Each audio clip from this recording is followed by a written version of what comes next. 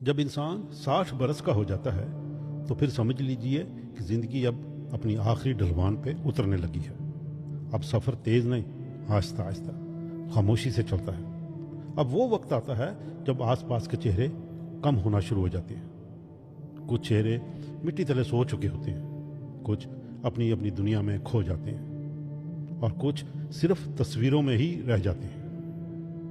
अब अकेलापन साथ चलता है और हमें ये सीखना होता है कि खामोशी से जीना भी एक हुनर है।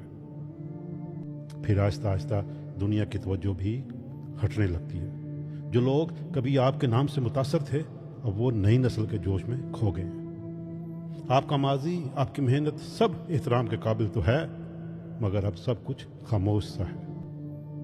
जिंदगी यही सिखाती है कि हर हाला मान पड़ जाता है, हर तालियां आखिरकार रुक जाती हैं। फिर जिस्म बदलने लगता है, हड्डियां जवाब देती हैं, याददाश्त कमज़ोर हो जाना शुरू होती है और दिल पहले जैसा मजबूत नहीं रहता। अब तो हर सुबह एक दुआ बन जाती है कि या अल्लाह आज का दिन आसान करना, और एक दिन आप फिर वहीं लौट आते हैं जहां से ये सब सफ़र शुरू हुआ था, बिस्तर पे।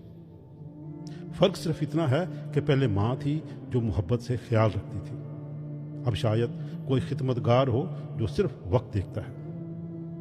अब ये वक्त आजिज़ी मांगता है, शुक्रगुजारी मांगता है। और फिर लोग बदलते हैं, धोखे बढ़ जाते हैं, मीठे लफ्ज़ों में लिपटे फ़रेब, झूठी उम्मीदों के नाम पे लूट शुरू हो जाती है। अब होशियार रहना बहुत ज़रूरी है, क्योंकि अब दिल नरम है मगर दुनिया नहीं। और सबसे ज़रूरी, अगर आपकी शरीक हयात अभी ज़िंदा हैं तो उनके साथ नरमी से पेश आएँ। वो आपकी आखिरी ज़िंदगी की बचत है। बच्चे अपनी अपनी दुनिया में मगन हैं, आखिर में आप दोनों ही रह जाते हैं, एक दूसरे के सहारे, एक दूसरे के आंसू पोंछने के लिए। तो फिर इस उम्र में मुकाबला मत कीजिए, किसी पर रोब मत डालें, किसी के फैसले में दखलंदाजी मत करें। अब ये वक्त लड़ने का नहीं है, ये वक्त सुकून से जीने का है। 60 साल के बाद ज़िंदगी एक दुआ की तरह हो जाती है, हल्की, नरम, मगर दिल से निकलने वाली। लिहाजा खामोशी से, नरमी से कुदरत के रास्ते पे चलते जाएं, क्योंकि रात अब आहिस्ता आहिस्ता उतर रही है और हमें इसे खौफ से नहीं, वक़ार से कबूल करना है।